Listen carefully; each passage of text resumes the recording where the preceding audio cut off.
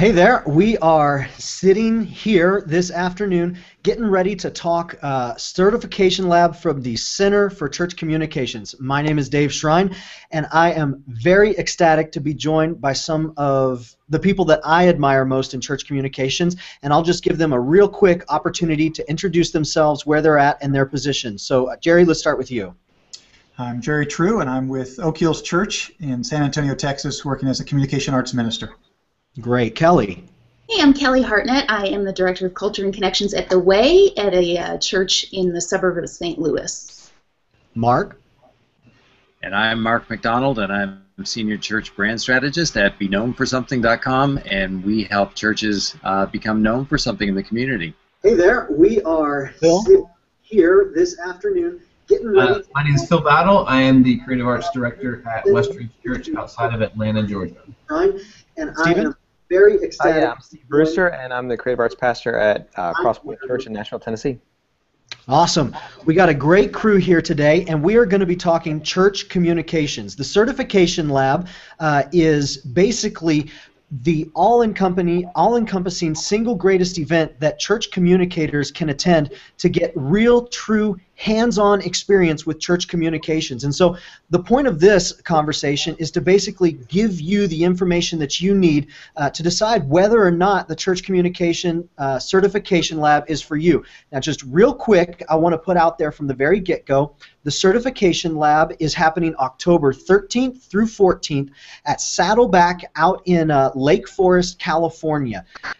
There is a early bird special which we want to encourage you to sign up for, and that special is on until the 11th. Now, before I go any further, I just want to say that this Hangout today is sponsored by, in partnership with Monk Development. Monk Development is an incredible organization that helps churches communicate their messages better. So just underneath on the Certification Lab page, just underneath, there's a Monk logo. They have put together an incredible bundle for us to offer to you for free. So just click the Monk logo. You can get that bundle to start using right away. Let's hop into the topic of conversation here. Mark, I want to start with you. Can you tell me what you have found to be the single greatest asset or single greatest thing that people can take away from the Certification Lab? I've never been before. I want to know, what can I really expect to walk away with? You know, I think that probably the best thing that I've found, you know, we've done this a few times now, and just seeing the energy of all the people coming from a certain region and sometimes all across the country. We've even had people from Canada that have come to it, and having them all join into one room, and you can hear the buzz going on, and then as each person gets up to talk, I mean, we've all done it. We've all been where they've been, and just starting to kind of open up Pandora's box of all the things that we have to deal with. You just start seeing heads nod, and then you hear questions being asked, and I just love the fellowship that happens as it really joins together as a really cool team, and I think that's that true fellowship of actually being able to sit next to somebody who is going through what they're going through, and then having some experts. I mean, all these people, I mean, I just look up to them, and I learn something new every single time that I go to a Cert Lab myself. That's fantastic. Kelley, last time, all the presenters here, they've done the first two, but the one that was just in June, that was your first time ever attending. How was that? What did you expect going in, and what did you find was the most encouraging thing about being a part of that event? Well, I didn't really know what to expect going in, other than the fact that I knew I would be kind of sitting at the feet of these four guys who had done incredible work in church communications, so I knew I was going to learn a lot. I think the most encouraging thing for me, though, is very similar to what Mark said. I heard lots of buzz of, wait a minute, you guys have to deal with that too? It's not just me. And the opportunity that we had to empower these folks to really be who they are, who God created them to be, to really make a difference in their churches and their communities, was just so absolutely wonderful to see. That's fantastic. So, Brewster, you've been a part of a couple of them now, and I know that it's been, you know, a great adventure. I mean, here you are getting ready to do your third. What is one of the greatest practical takeaways that you have seen people kind of walk away from after the first 2 certification labs? Well, I think it's probably two-part. The first one is you get to be around a community of people who are doing what you do. And so in those moments, you're going to get to make some relationships that people can walk down the road with you as you're kind of growing in the job that you do. Then the other one is just each of the sessions is extremely practical. So you're going to have information that's valuable that you can actually take back and apply week 1, week 5, week 15, whenever you feel it's right. That's great. That's great. And now, Phil, I want to get to you because in this room right here, this virtual room, you and I are the youngest. And I was wanting to know, what are some of the challenges? Okay, why are we bringing up age? Yeah, I know. Why are you bringing up age at this point? Mark is by far the oldest, I do think. So what I was trying to say, and I guess I didn't say it gracefully, is that we have a lot to learn, and there's a lot of experience in this room. I mean, there's just a lot of richness that everyone brings to the table. But being one of the younger people, like, what are some of the challenges that you have found you've brought into the room, Phil, and then some of the challenges that a lot of the past attendees have brought in? Sure. I mean, everybody, no matter how long they've been in the role, whether they're a year in or 10 years in, they're always looking to be better. And so anytime you're surrounded by a bunch of other people with the same calling, the same passion, and just rubbing shoulders with guys like, that we get to experience each time at one of these cert labs, it's powerful to be able to say, hey, I tried this and this didn't work, or hey, here's a resource that may be that missing link for you. So just being able to rub shoulders with everybody and be on the same team and same page is so encouraging, because you realize you're not alone. And so many people walk into that cert lab overwhelmed and in need of some encouragement, but also in need of some resources and some kind of a recharge to take some next steps in their ministry and kind of overcome some barriers. So in Nashville and Atlanta, it was really cool to see multiple people overcome some of those barriers through different presentations, through conversations in the hall, and all kinds of things. So God's used this in this event in a lot of different ways, and it's been encouraging to see. That's really good. Gerry, I want to ask you a second about leadership, but does anybody else want to chime in with some of the struggles that have been brought into the room, some of the obstacles that basically we've experienced some breakthrough for different past attendees? I do think there's also the assumptions that we all have to deal with.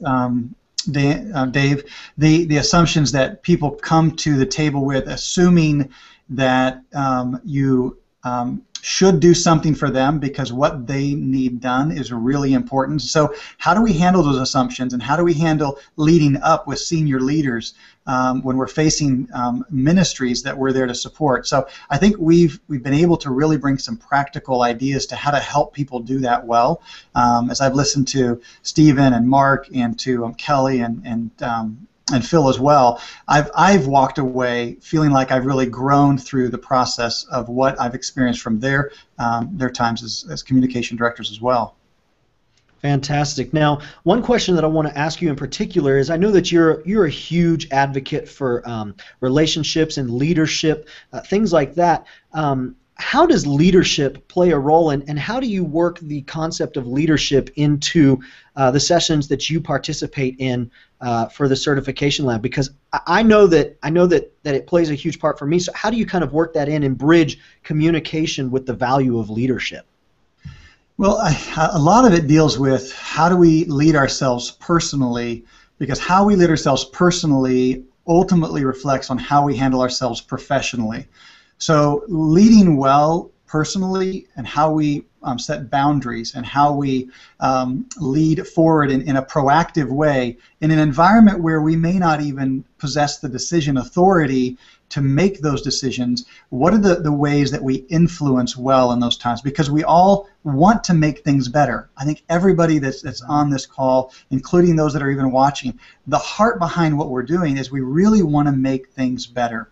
And so how do we go about doing that? And to do that, sometimes you have to lead up in a way that helps senior leaders see an idea or experience something that they've never been able to see or experience before. And so leading that process, how we bring about change and inspire people towards something new and different is what we're trying to do when we have the CERT labs. That's awesome. So I want to start from the beginning. I want to start from when people arrive on Sunday, Sunday, October 12th. And there's a lot of mystery behind, what is this event actually going to look like? So I want to walk through and give people a picture so that they can decide whether or not, this is going to be the right fit. So Mark, what does that beginning night look like? I mean, I know it's a little bit informal. What does that first night look like? What's the point there? It really is informal. I mean, that's really the first time that we get to see everybody as we, as everyone kind of trickles in, depending on where you're traveling from. And we usually have some food, which makes it a good church event. And and then we kind of start to share, and that's where we as instructors get to start hearing some of the things that help us the next day to be able to hone our messages, just to make sure that we're actually targeting different churches. And it's actually on that Sunday night that, we start hearing some of the frustration level. And, there's just an awful lot of stuff that people are juggling as communications people in churches. Yeah. And it's that kind of sets up the next day so that when we first arrive on the Monday morning, we're not really getting to know each other at that point. We've already kind of got to know each other the night before, and we kind of continue that conversation, and it's more of, it doesn't feel like a lecture that's happening, it's more of a conversation that continues. So on October 13th, we all get together, and what type of a size are we talking about here? I mean, a lot of conferences, you're just one number. Does anybody want to chime in on maybe Kelley or Gerry? One of you guys want to chime in on the size of the group and how it's kind of broken down and what that room looks like when we get going? Kelley or Gerry? Sure. We intentionally limit it to no more than 50 participants, and that's specifically so that it doesn't feel like you're just going to be lost in the room. And I think what that allows us to do is really tailor our presentations to the individual needs of the people who attend. One of the things that I was really struck by is that we had folks who were from churches that had 5,000 or more attendees, and we had churches that had just 200 in attendance, and a couple that were even fewer numbers than that. We had people who were in the role of a church secretary, all the way up to a graphics design guy, or true directors of communication. And so if we had a larger group than that, we would not be able to have the right kind of interaction that we need to really make sure that the information is useful to each person who attends. So that's one of the reasons that we limit it in size. I don't know if, Gerry, if you have anything else to add to that. I think that says it right there. That's great. Absolutely.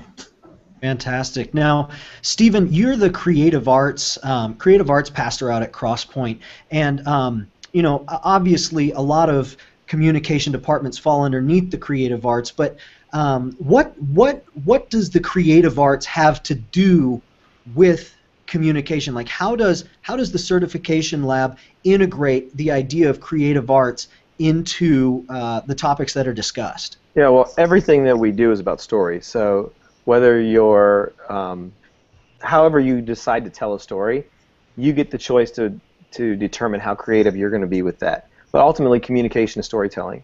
And so what we'll focus on is a lot of opportunities to take a story and make it a lot more sticky, a lot more shareable, and find creative ways to say the same thing, because we are saying the same thing pretty frequently. So let's be creative and add some flair and some pizzazz to maybe what could be a normally boring announcement. Yeah, very good. So, we've arrived. We've kind of started to talk about communications. We started to talk about creative. Starting to talk about storytelling. Phil, how does the morning progress? Do you stand up in the morning and into the afternoon? Do you stand up and just talk for 30 or 40 minutes, and then everyone kind of breaks up into their small groups? What does it look like, Phil? The actual teaching instruction time, is it pretty interactive? Give me a picture for what that looks like. Yeah, I think it's very interactive, and honestly, I think the first one was a little bit different than the second one. Partly because we limit that to less than 50 people, we're able to take the conversations that we're hearing and the struggles that people are having on a very personal level and be able to address that and change that and put that into our talks. But I also think, we've done a pretty good job over the 2 days of building a good overview of really the critical pieces of communications that you need to cover and need to know, and cover that, but also leave plenty of time for questions and answers and feedback and conversation, so that we're learning from each other, but we're also able to address a specific need as they come up.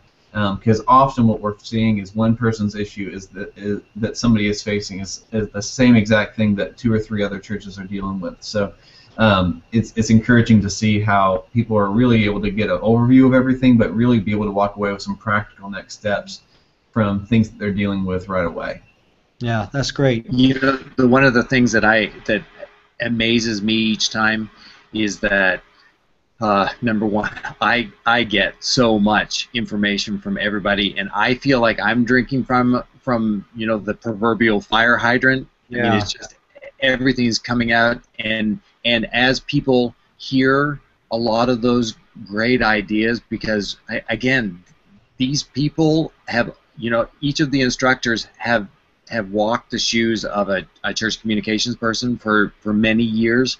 I mean, some more many than others, but it's the cool thing is that there's just so many tips and tricks and guidance along the way. I guess that, you know, we deal a little bit in strategy, but it's really a very strong practical thing. And I know, Dave, if you started asking, and that would be maybe a great way that we can all kind of share some really good practical thing that we're going through, that we've learned just over the last few years, that we'd love to share. I mean, you'll see some of that, the brilliance that comes from this team.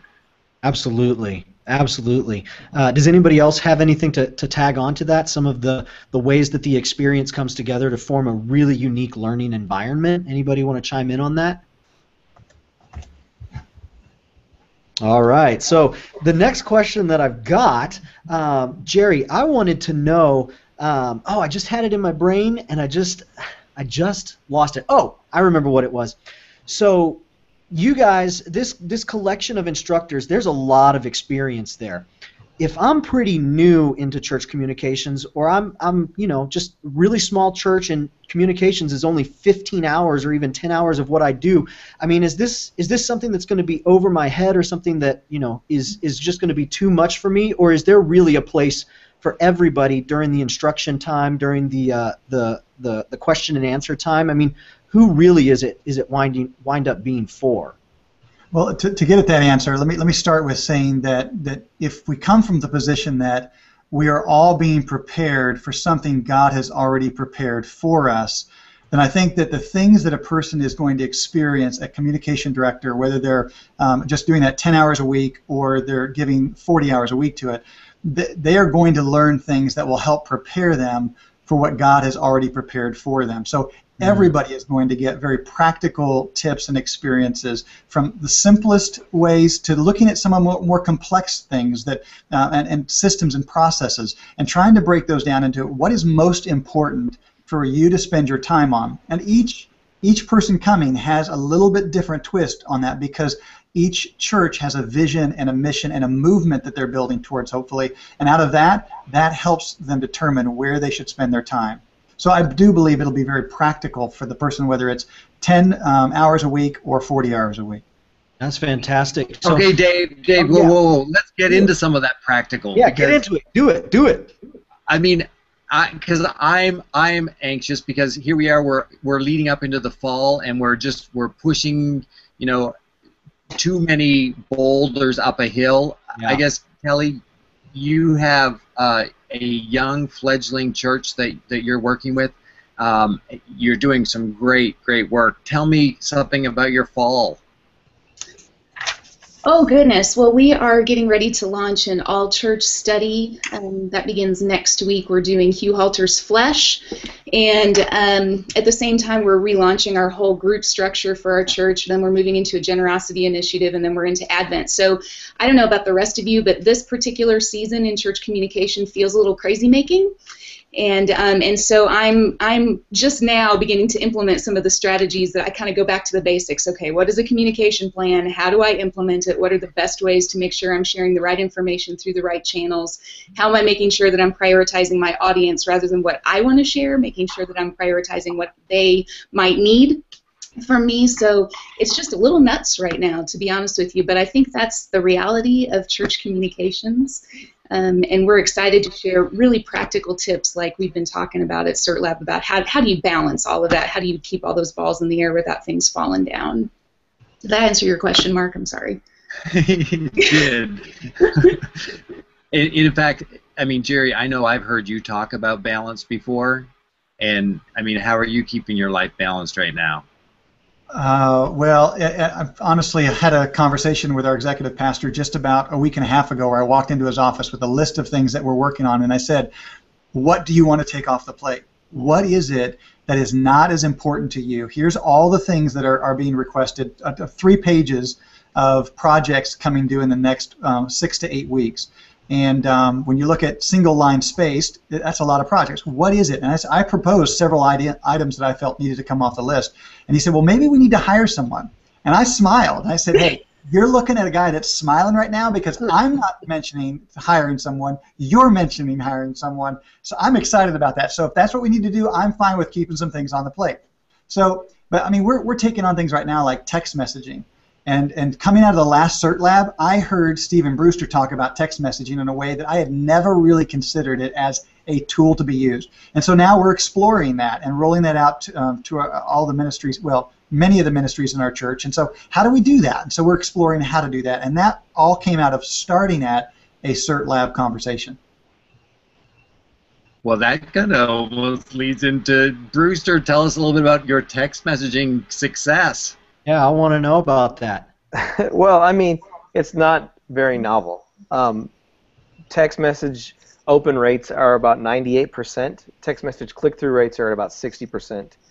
I challenge anyone in the world to match email open and click-through rates near the same volume. It just doesn't happen. The world's changing, and so, you know, I think everyone comes into church and into church work with this concept or idea of like, I want to do something different. I want to do something better. I want to improve on what the last generation did and the amazing foundation and legacy that they built. I want to learn how to take that to the next level. Well, just follow technology. Technology is doing that. So if text messaging provides that opportunity, then that's great. But it's just a tool. I think a lot of times we get caught up with methods when the truth is methods change, but message never changes. And so we have a responsibility to communicate the message and communicate it really, really well and use whatever methods available at that moment in time to do it the most efficiently as possible. That's fantastic. I love that. So when it comes to the message, how do you cater that message to use a tool like text messaging with all those those huge open rates? Like how do you squish down that message to actually pump it in there? Like what type of stuff are you guys sending out, and how does it fit into your overall strategy? Well, you're gonna have to come to the CERT Lab and find out. So I mean, there's obviously multiple ways that you do that. I mean, you drive people to the easiest way to get them connected and assimilated into whatever the process you're trying to do. So whether that's through a website or through another social media platform or just a simple click through, a Twitter card, whatever it might be, some kind of a resource that takes them to the next step, continues people moving in the process, but also at the same time limits the number of clicks that they take. You don't want somebody having to click 10 times to sign up for your taco event. That's pretty lame. Yeah, absolutely. They better be really good tacos. Yeah, seriously. A little bit more than Taco Bell there, although Taco Bell fan still. Phil, what are some of the things that you're excited about? I mean, I know you're in a new role there out in Atlanta. What are some of the things that you've been excited to take on in your role, and particularly, pushing out through the communication channels? It's been a fun ride, and we've really been in a process of kind of rebuilding and remaking our whole team. So we've been making a lot of hires, but it's been fun to just think about things. The challenge has been trying to maintain the needs of a big church and also be in building mode, really in foundation mode. But it's been really exciting and fun, and it's been what's been most exciting has been trying to take from the ground level a leadership approach to communications instead of a project approach of I always think of this big desk that most people sit at and have just stuff piled up on it all the time. And you can very quickly and easily be in maintenance mode as a communications leader of just constantly just trying to keep your head above water with all the projects going on. So we really are just trying to build our team and our whole creative arts team around how do we help lead and partner and treat our creative arts area as a ministry much more so than just an area where projects get fulfilled. And so what's powerful about that is ministries happening, and we're able to work hand in hand with ministries across our church and see really powerful things happen. And so we saw double the amount of people engaged in our groups, a group connect event that we had recently, and a lot of it was just around what are the repeatable phrases we want people thinking about. How do we create language that creates culture? How do we remove barriers in the process for people in that? So we still have a lot to learn, but this is exciting, and we're seeing great stuff happen. So you talk about partnering with different ministries. Is anybody partnering? It's easy to kind of do the big church stuff, have communication about the big church ideas, but a lot of communication is partnering with smaller ministries and what they're doing. Does anybody have a great example of something that they're partnering maybe with children's ministry or women's ministry or something like that to say, hey, we want to help take your event and make it everything that you want it to be? Anybody got anything going on like that where they're excited about that partnership? I think that most churches today, the option of just doing big church events doesn't exist. So for most churches, the majority of churches today, working with the kids ministry or the women's ministry or whatever isn't even an option. It's a necessity. It's part of the job. And so I think what you'll learn if you come to the CERT Lab is how do you take what you do and the level of expertise that you have and take what the ministry of somebody else does and make what they do better. And so we talk about to our team all the time, creative arts teams or communication teams are two-part. They're one part innovation, one part service. And our job is to be following and watching and exploring trends and new ways to do what we've always done, but at the same time it's to serve ministries, because without these ministries, we really don't have a ministry. Likewise, without a communications department, they have a pretty poor experience for their ministry, because they're not going to be experts on how to communicate what it needs to be communicated in those settings. Yeah, I think that it is really important to mention that if your church is known for a bunch of ministry silos that are all just interested in themselves, then you're not doing church communications properly, because you really have to, as a communications person, pull all of those individual ministries together and get them all interested in each other and also under one big umbrella thing so that your church can be known for something. Yeah, absolutely. Now that's a huge conversation to have. What are some of the practical ways that folks will be equipped at the certification lab to actually enter into those conversations? Because I know a lot of communication leaders out there, they're not on the leadership team or the executive team yet. They know what you're talking about. What are some of the practical ways that can work out? Mark or Jerry or anybody? Jerry, run with this. Jerry, go with it. Well, I think part of what we're going to be talking about is how to handle a proactive approach. In other words, bringing to the table proposals, ideas, and fleshing out those ideas so that the leadership can get a vision for what you hope to accomplish by reshaping. When I came to Oak Hills initially 7 years ago, there were 6 different websites. 5 of those had different brands, and 3 of those were our campuses that had their own logos.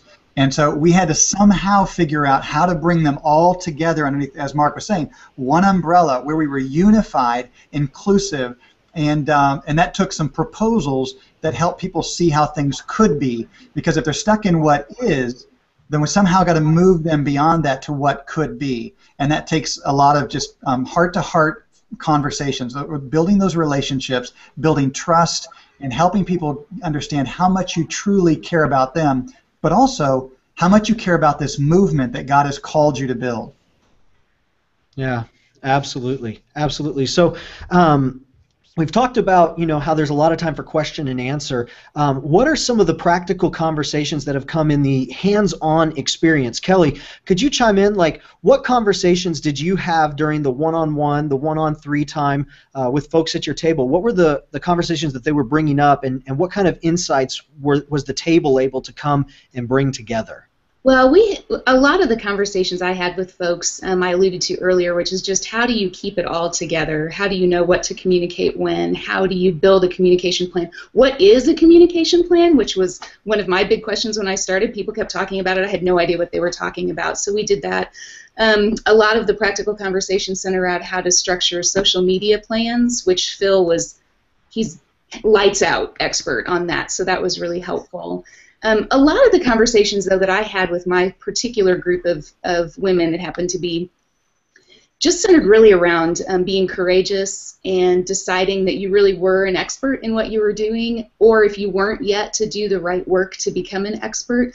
Because a lot of what it takes is just confidence. A lot of times I think communications directors feel like they're making things up as they go along. It's kind of a fake it till you make it thing. And so if you can get together with a group full of people and have practical conversations to the point where you're like, you know what, I know what I'm talking about. I feel like I can go into my leadership team with those proposals that Gerry was talking about. So a lot of that's just my personality. I'm going to be an encourager and a builder up and a, hey, you've got this, you can do it. You do what you can do, let God do what only God can do. And that's a lot of what our conversations had to deal with. That's fantastic. Phil, what were some of the really practical conversations that you were able to be a part of and speak to? What were some of the really great things that emerged from that time? Yeah, I think a lot of people that I talk to are, I mean, almost everybody walking into it is in some state of chaos or kind of overwhelmed in what's going on. There's always more that needs to be done than what can be done. And so I think just talking practically about some things that I've screwed up about trying to create a healthy and sustainable pace for myself, and learning that creating a team and a communications team that's healthy and sustainable starts with me being healthy and sustainable, and building systems and foundations in a way that people can know what to expect, and I can know what to expect, but also so that I can set up my team for success, and so that they have a foundation there. And so I think a lot of people are in that place of needing the practical steps of what did it take to get in a place where you are healthy and sustainable, because it's exhausting to stay up all night or to wake up early every morning and just try to get your task list done and get everything done, and it's exhausting. It's not really what we're designed to do. We need this break and the space, and we need our teams to be healthy and stuff. So I think that's a powerful thing that can happen, of coming to the CERT Lab and learning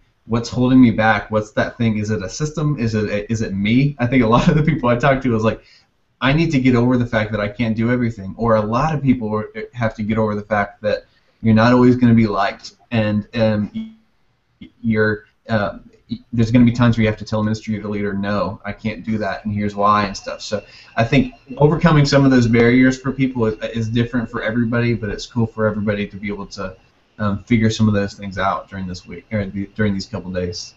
You know what's really cool though, Dave, is that we meet for the Sunday night and then the Monday and Tuesday, but then after that we have what we call the after lab, where everything everyone kind of divides up into smaller groups, and we're all assigned to individual groups, each of the instructors, and it actually continues past the certification lab. So that what we're trying to do is we're trying to continue that family environment, that fellowship that happens where it's one-on-one, iron sharpening iron, to a very small group that we've experimented a little bit about how do we break those groups up, and we're trying to get them so that similar people are in similar groups, and then we meet on Google Hangouts just like this, and we actually hear, okay, how did we use the processes that we just learned in the CERT Lab, and how is it working for you? And usually I just get bogged down with, I don't think anyone likes me, but I mean that's just another bigger issue. We like you. So yeah, that's what I was actually going to ask you guys about. I've never been to one of the CERT Labs before, and so I was curious about that after labs concept. I mean, Mark, I mean, you just brought it up. Do you really feel like that's been an effective tool? Have you seen some really great growth come out of that? Like, how much can really be done in coaching groups like that? Well, it's interesting because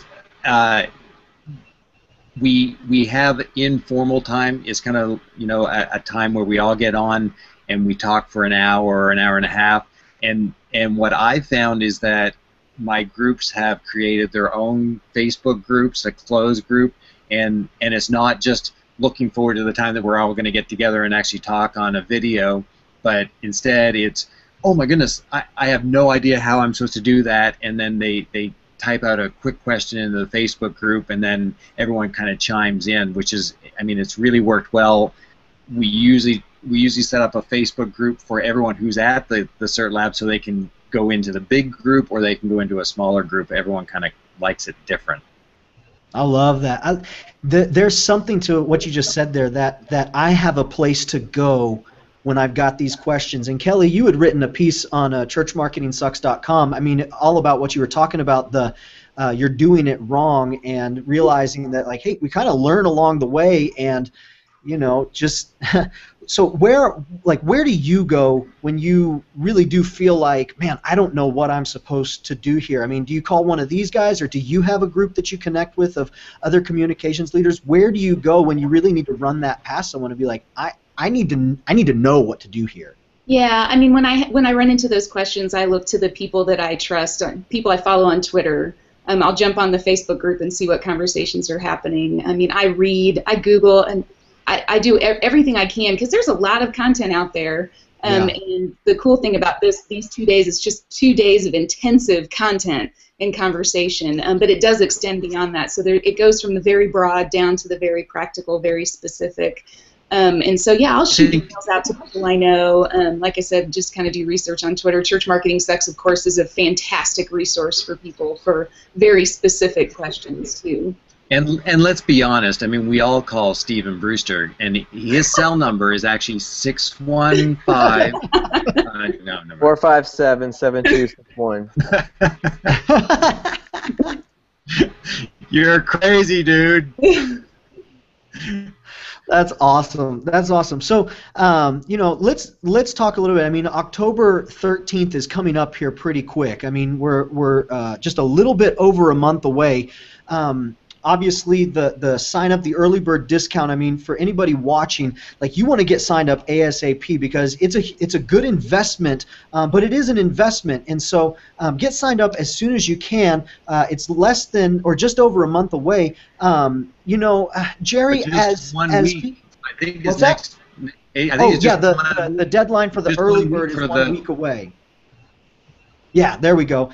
So, Jerry, what are some tactics that you could use to take to your senior leadership and say, look, this is an investment that I think is worth making in myself, worth making in our church? What's some language that people could use to help convince senior leadership that this is going to be a worthy use of tithe dollars and resources and money and time?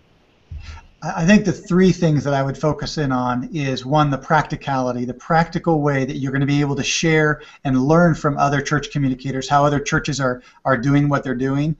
Secondly, systems and tools that are being not only developed by those that are the instructors, but also that are industry standard in the market. Instead of recreating, what tools and systems are we using to do what we do in order to organize, plan well, and execute on what the tasks are that are before us. And then I think the third thing is this heart of wanting to give our best, and therefore, because we want to give our best, we want to grow.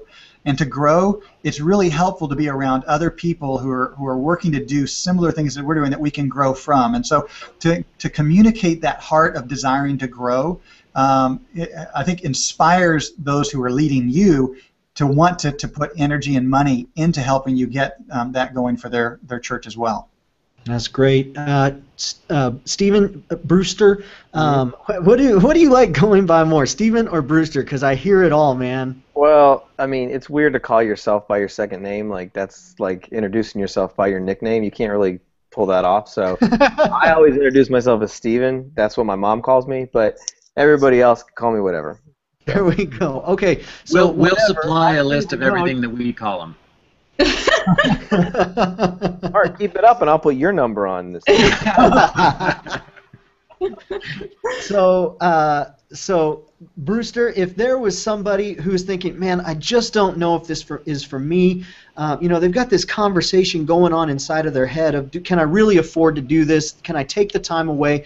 What would you do to kind of push them over the edge and say, look, just make the time, make the effort, get out there because, like, what would you say to let them know that they need to be there? Well, I'm probably the worst person to ask this question because I'm not a big salesperson. But what I would tell you is this: if you feel like there's room for you to grow and improve in what you do, and you want some practical application, next step type resources that can take you from what you do today to something a little bit better than that, and you find value in that, then this is a staff development resource line budget that would be well worth your investment. The people that are at this group are professionals. They're amazing, and you'll walk away and go, man, that was worth every penny. Not to mention that we're going to be at Saddleback, which is an amazing location. You'll be inspired just by the surroundings. And the team at Saddleback, too, is amazing. So hopefully you get a chance to meet John and Steph Cassetto and some of those folks because they're really awesome as well. I know that we're all super passionate about communication. I know, Mark, your mantra is be known for something. What would you say the CERT Lab is known for? Let's just think Mark? About that. Oh, yeah. Take your time. I think that for the feedback that we receive, which is really what we're known for, it's one thing for us to kind of determine what we want to be known for, but the feedback that we get back is that they can't believe that it actually happened, that they learned so much, and that they're able to put it into practice afterwards.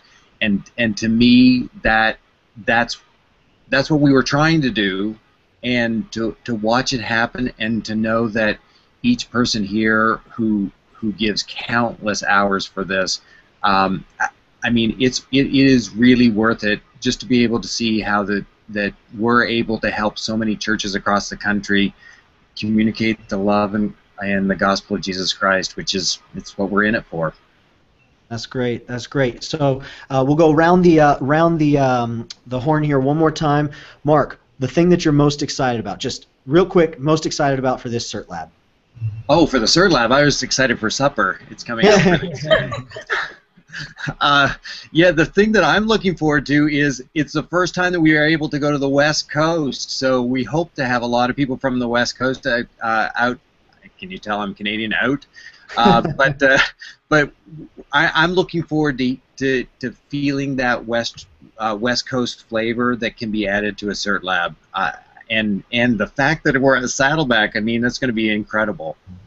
That's awesome. Are shorts appropriate on the West Coast?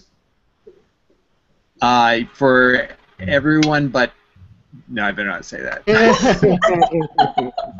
Most of the time, Mark just wears his sweatpants when he presents. So. Nice. Maybe we should meet at the beach. We could all kind of hang out and go surfing. Yeah, Kelly's clapping her hands. She would love that. I would. Phil, what's one thing that you're excited about for this CERT Lab coming up? And I'm excited for the churches that communication leaders will be going back to, because I think we've learned if you can do communications right, it not only helps that communication leader, but it helps the whole church. It's I would say if you're selling this to your boss, your direct report or anything, say, I mean, this is something that if we invest in right, this doesn't just help our communications team, this helps every single ministry. And so if we can get healthy teams to get more healthy and more creative and communicate and tell the story of what God's doing in their church, God's going to use that in a huge way to be able to bring more people to those churches. So that's what excites me, to hear the stories that are yet to come. That's awesome. I love that. Brewster, one thing that you're excited about for this one? Man, I mean, a lot of things. I think what's amazing about doing these events is that every single time it's kind of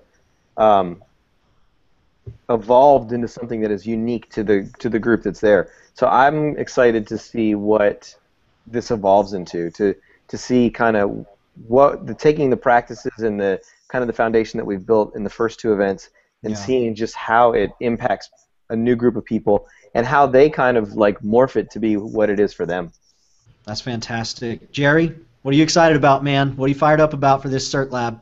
Part of what I'm excited about is just being alongside these other church communicators, because they come with such a strong growth mindset that what they're communicating is fresh each time they come. And that to me is very exciting, because I know it's going to be really relevant, practical tools, tips, resources to help church communicators deal with people who, frankly, sometimes have just really unrealistic expectations, and they need to be encouraged in how can they go back and lead out in a proactive way on that. So I just love the fresh approach that I experience each time I go, and so I'm looking personally, partly to grow personally from it, but also to see the joy, the excitement from the expressions on the face of those other church communicators who are coming, who walk away going, yes, this is what I was hoping for. That's great. Kelley, close us out here. What are you excited for? You know, I think the coolest thing for me the last time was just seeing this group of people, a lot of whom came in looking discouraged and frightened and unsure and overwhelmed, and leaving standing a little taller and smiling and clearly with an action plan of where they were going to go next, and just feeling really good about what those next steps were. So I can't wait to see that again. That's fantastic.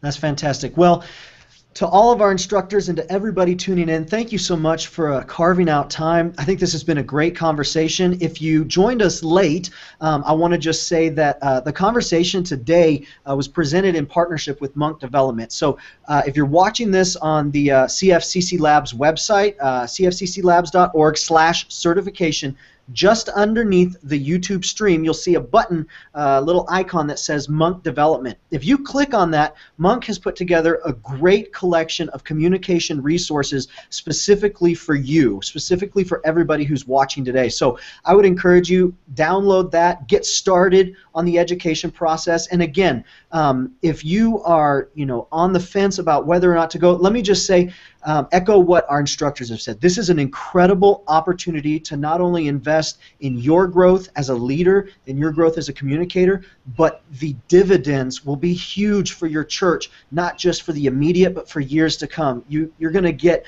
tons of really tangible, really hands-on experiences that just aren't available, quite honestly, anywhere else. I've been to a lot of conferences, a lot of summits, and this one, from everything that I've heard, because this will be my first one that I attend, from everything that I've heard, I mean, it's just unlike anything else. Get signed up by September 11th to save on the early bird discount. The actual certification lab is October 13th through the 14th, with a getting to know you casual thing on the evening of the 12th. Again, website cfcclabs.org/certification. Y'all, this has been fantastic. I cannot wait. October's just around the corner, and man, that California weather is going to be fantastic. I'm so fired up. I'm in the desert right now. It's like 110 degrees. I'm like sweating even as we're doing this. So very excited. Guys, thank you everybody for carving out time. It was fun to talk with you, and I look forward to seeing you live in person next month. Thank you. Thanks, Dave. Yeah.